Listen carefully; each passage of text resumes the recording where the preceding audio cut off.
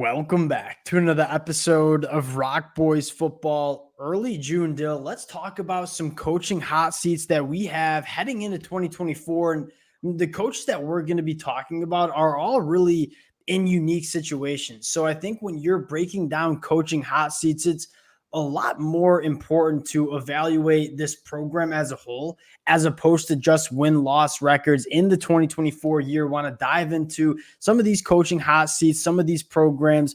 Really excited to get into it. Before we do it, as always, just want to say thank you to you guys and really to all the college football fans who've been rocking with the fellas over the last couple of weeks and months, covering the portal, covering the high school recruiting trail, taking deep dives. That support means the world to the boys. If you guys do enjoy the content, consider subscribing to the channel. Much more importantly, when you're talking coaching hot seats, I think the best people to talk about are the fans of these programs. We would love to hear some feedback from you guys in terms of how you view some of these coaches, whether they're on the hot seat. Let us know in the comments section. And without further ado, Dill, let's get into our first coaching hot seat. Billy Napier and the Florida Gators. Now, this is probably one of the more intriguing programs to talk about regarding Billy Napier's future, because we've been very vocal that this Florida program, from an outside perspective looking in my mind's going in the right direction. I think they're recruiting at an extremely high level. And you look back at that 2024 class, yes, they lost some guys late in the process. They took a small class. They landed their quarterback of the future in DJ Lagway, LJ McCray obviously coming in. I felt really good about that class in 2024. They did some really nice work in the transfer portal. So you look at 2024, and I guess I'll ask you this question. What do you need to see from Florida? You can give a win total, but I think more importantly, what do you need to see from this Florida program to kind of ensure that Billy Napier gets a year 4 in Gainesville? Yeah, I don't really see the win total or what they win as particularly relevant. I think at the end of the day, you just can't see the Kentucky performance, the Utah performance where, again, you just are making mind-boggling mistakes, having issues on special teams, just those things that lose you games and really, really shouldn't be at the end of the day if you're running a really tight ship. I think Billy Napier kind of came in with this.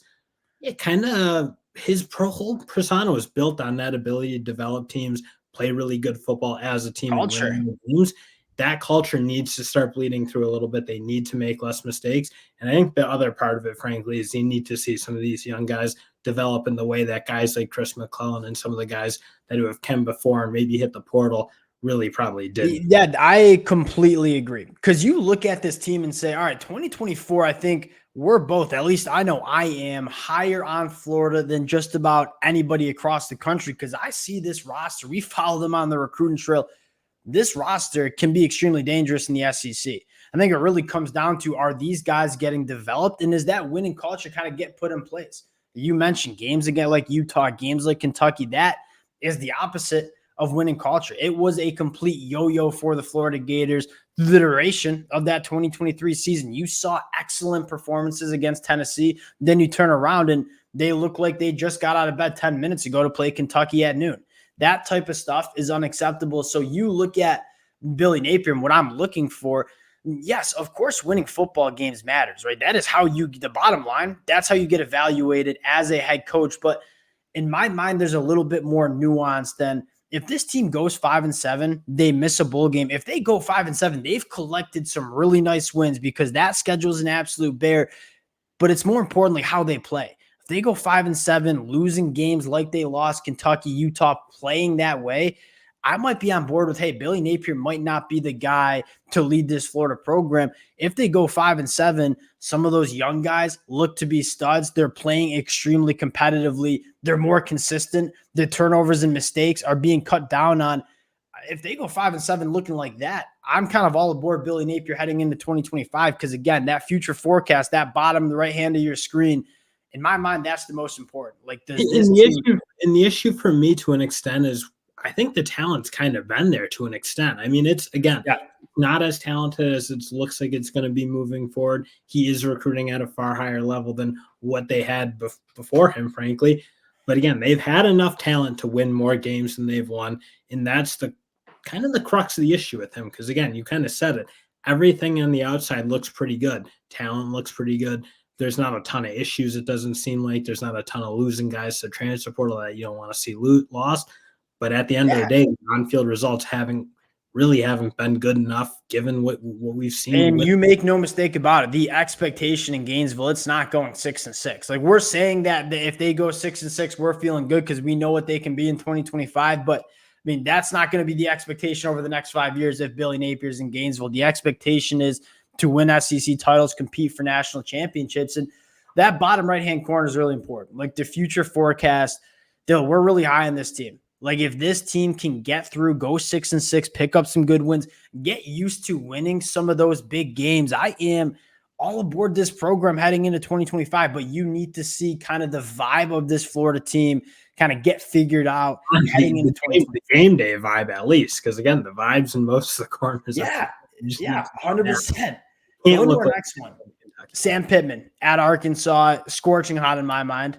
I just think I look at this team and 24 months ago, we're talking about Sam Pittman being a perfect fit in Arkansas, right? They went 9-4, were at one point a top 10 team in the country.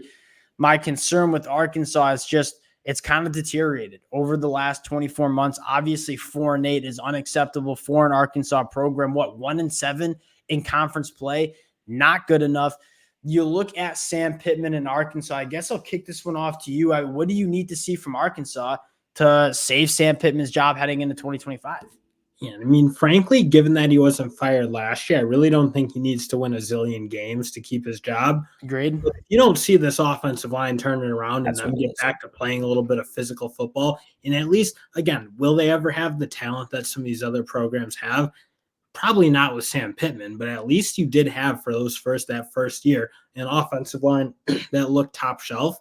And last year, they were one of the worst in the conference. If they play like that again, I think you don't even wait till the end of the year. You get rid of them. Yeah, it's why. I mean, there's two things that really went against Sam Pittman. One, the offensive coordinator hire last year. Now, I'm fired up about Bobby Petrino, but that was a disaster in 2023. The players did not want to play anymore on offense, and it was a weird fit from the jump. Now, you look at 2024, and again, we're not saying this team needs to win 9 games to save Sam Pittman's job. You want to get back to that feeling of Arkansas knows what they are, and they know how they're going to win in the SEC. And that is being physical along the line of scrimmage. Again, you said it best. That was one of the worst offensive lines you saw in the conference. If you see that again, that's a problem. Sam Pittman is certainly going to be gone for Arkansas. Future forecast sitting at a 4. I do feel like the development hasn't quite been there. I think they were really relying on filling a lot of holes through the transfer portal. We kind of say that's not a sustainable model. You look at some other programs, yes, they're filling in cracks using the transfer portal. I feel like Arkansas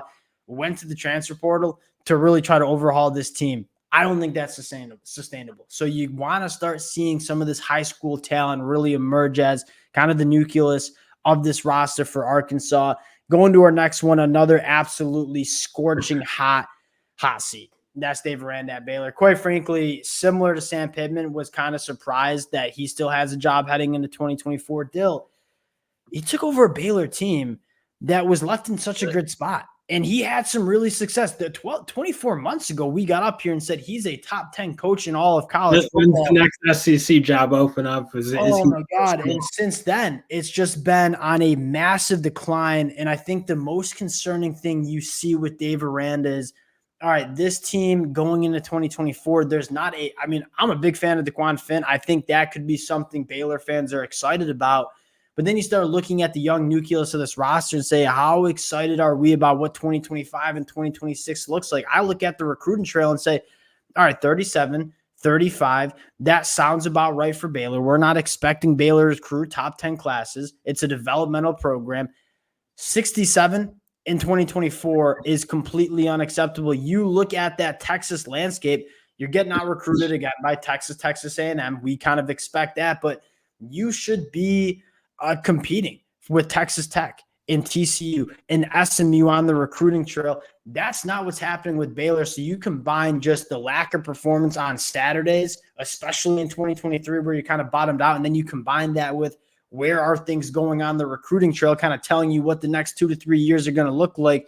That doesn't look great. Future forecast coming in out of 3 out of 10. Dave Aranda doesn't win 5 games. If he goes 4-8, he's gone in Baylor. He's one I would simply put it. There is certainly a floor on his win total. I think you're right. If he doesn't hit that 6-6 mark, I don't see how he keeps his job. And I think you're right. I get that Dave Aranda probably wants to run it the way he wants to run it, and that isn't going to be a highfalutin recruiting effort. He's not a high fluter, that's for sure.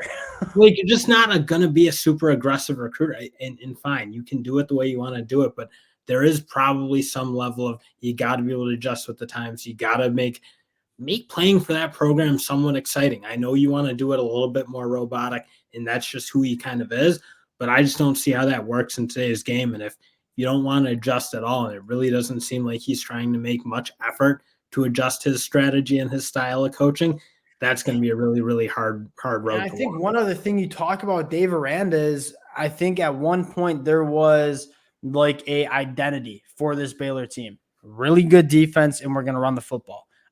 You go back to 2023, they kind of lost their identity. Weren't great running the football. We're not good on the defensive side. That's what you brought Dave Aranda to do, is come in and kind of establish that identity. It seems like they've lost that identity. And if you don't get that identity back in 2023 or 2024, I should say, it's really hard to argue that Dave Aranda should still be a head coach. He does. I'll just say from a vibes guy's a defense coordinator. I just don't get the vibe that he's a head coach. But hey, at one point I was extremely There is that element that it doesn't seem like he totally wants to be the head coach, where he doesn't want to be doing everything else that requires it. And you've kind of heard some other coaches, even at Kansas head coach saying basically, I don't have guys who can do what I can do running this program. Like, I can have guys who can call plays and do some of that other stuff, but that stuff you need to do, it's really, really important. Hey, Chip Kelly's a perfect example. Buddy was out being head coach, did not want to do it. And that's like fine. If you don't want to be the head coach, you don't want to go raise money, you don't want to do all the stuff you got to do to be a good head coach, like, you probably just should be a D coach. All right, talking about a guy that wants to be a head coach, Shane Beamer. I mean, so let's preface this. So we kind of got out of the way the three guys that were certainly on the hot seat. I'm not arguing Shane Beamer's on the hot seat heading into 2024. I have a very hard time seeing Shane Beamer being fired over the next 12 months unless this team completely bottoms out in 2024. Now, you do look at South Carolina and say this is a big year for Shane Beamer. You look at the first 2 years, in my mind, outperformed their talent. They had no business going 7-6 in 2021. They made that happen. They bring in Spencer Rattler. They go beat Clemson. They beat Tennessee. They go 8-4 or 8-5, I should say. Big time vibes in South Carolina. You look at 2023, they took a step back. I think a lot of it had to do with just having an offensive line that was in complete disarray. My concern is you had one of the best quarterbacks in the country. You had one of the best wide receivers in the country. Both of those guys are gone. For Shane Beamer, this is a big year in terms of this is now his program. All these guys playing for Shane Beamer are guys that he grabbed out of high school. He's been developing over the next couple of years. You need to see guys like a Marquis Anderson or like a Nick Harbor. I mean, put it together from a developmental standpoint. Again, is Shane Beamer on the hot seat? The hot seat meter's a 4. But if he does put out another 4-8 season, 5-7 season, you could start hearing some rumors and some voices about Shane Beamer's future with this South Carolina program. Yeah, and I think, again, 2022 has probably bought him a fair amount of time, because that's the season that you can, like, kind of anchor to and remember. And, like, you can't take it away from South Carolina fans, and he's done a really good job connecting with that program. It seems like the fans love him. It seems like he doesn't have an issue with some of those outside things that coaches need to be able to do. So I think that's bought him some time. But again, there is that element that if now that it's his guys, it's his recruits in this program, if they don't start looking like they're going to be a consistent 8+ win team, I think some of that support starts to wane a little bit. You put yourself in a bad position to possibly kind of have the seat heat up. Like, again, now you look at the future forecast in my mind for South Carolina and say, I feel quite good about where South Carolina's going. I think the vibes are in a really good spot. Shane Beamer's a coach that I'm not a South Carolina fan. It's hard not to root for the South Carolina Gamecocks Saturday afternoon. Electric environment, getting it done on the recruiting trail. Again, you want to see them get back to out coaching their talent and having guys, winning football games that you should be winning, where you look at South Carolina in 2023 with, that talented of a quarterback. I think you want to be a little more respectable when you play Georgia. Like, some of those games, again, you don't need to beat Georgia, and they did play them pretty tough this year. Obviously, the weather helped, But you go back a year ago and just how far it felt like the gap was.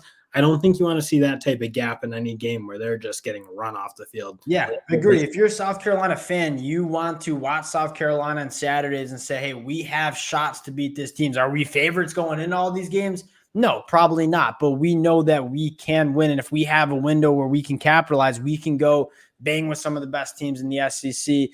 Going to our next two, and Dale, these are really interesting conversations to have. I would start off this segment saying I would love to hear from the USC fans here.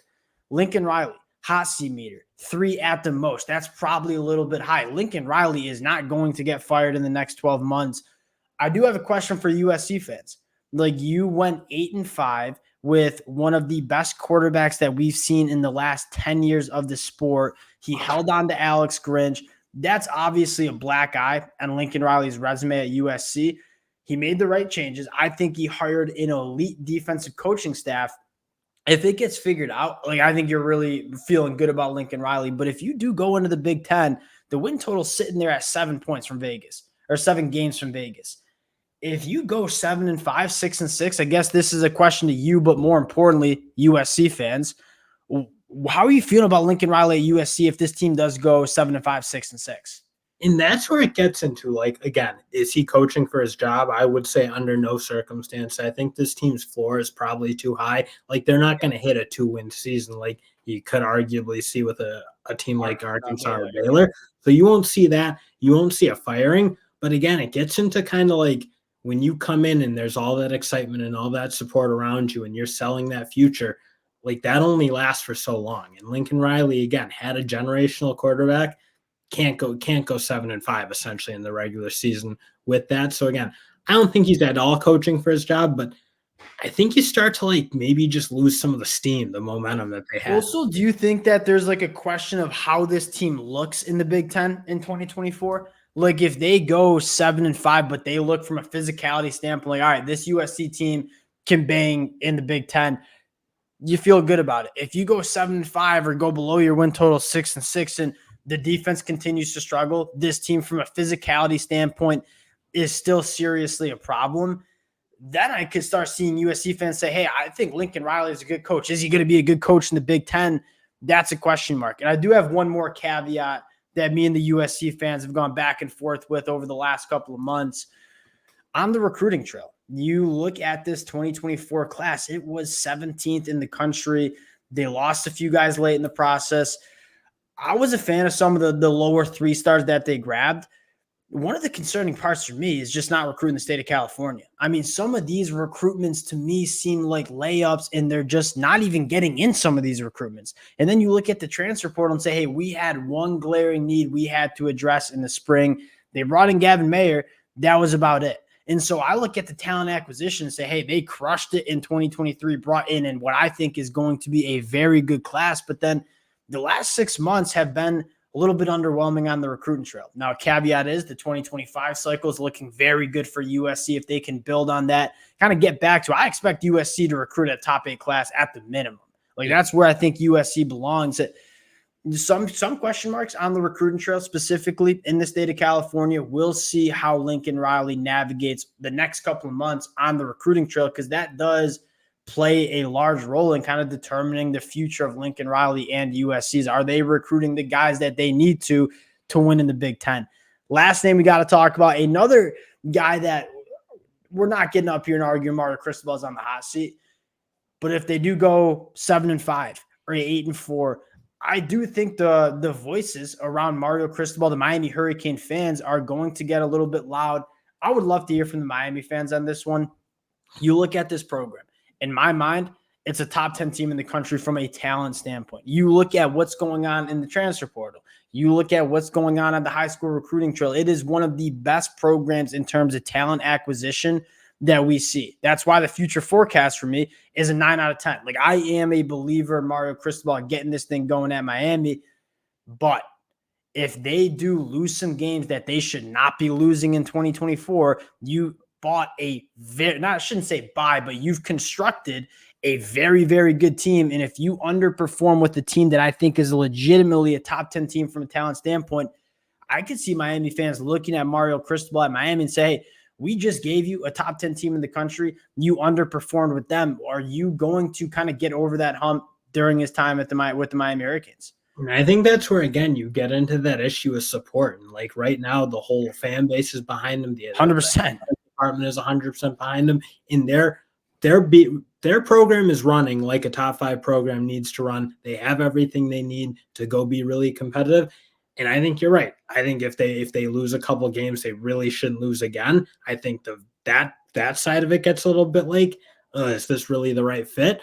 But I also think, frankly, his ability to recruit and sell that kind of hope and the youth to be back, I think that takes a serious hit if they, again, go through another season, I should say, where they lose a couple games that are solely lost by coaching. Two things. A season that they underperform, but I think another storyline is the NFL draft development.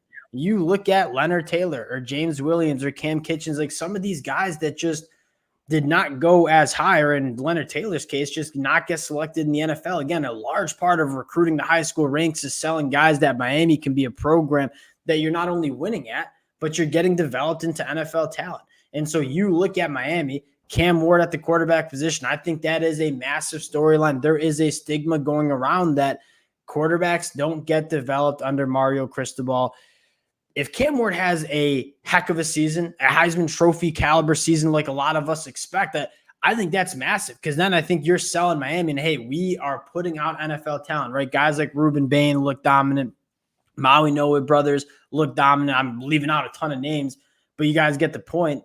If you're showing that you can develop NFL draft talent, that's only going to further help Miami on the recruiting trail. But if they do underperform, if some of these names like Cam Ward don't necessarily help their draft stock, that's when you start questioning Mario Cristobal in the future. Because again, it's like what Josh Patel, kind of, if you listen to him, what he says, like they can sell hope when they first get there. Yeah. But after a while, you got to be able to sell your results. Like Kirby Smart can go point to his rings, point to the NFL draft picks, and Nick Saban for forever able to very much do the same thing.